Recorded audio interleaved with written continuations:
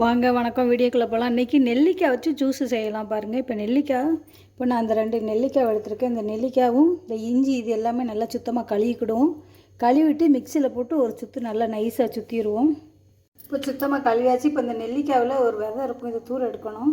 இதை நம்ம இப்படி கட் பண்ணிவிட்டு பாருங்கள், இதை நான் இஞ்சியை நறுக்கி போட்டிருக்கேன். நல்லா கழுவிட்டு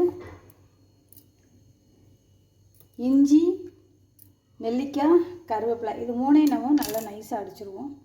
பாருங்கள், இதில் என்னென்னா இஞ்சி ஒரு துண்டு போட்டிருக்கேன், கருவேப்பிலை, அப்புறம் நெல்லிக்காய். நான் 2 நெல்லிக்காய் மட்டும் இதில் அடிச்சிருக்கேன்.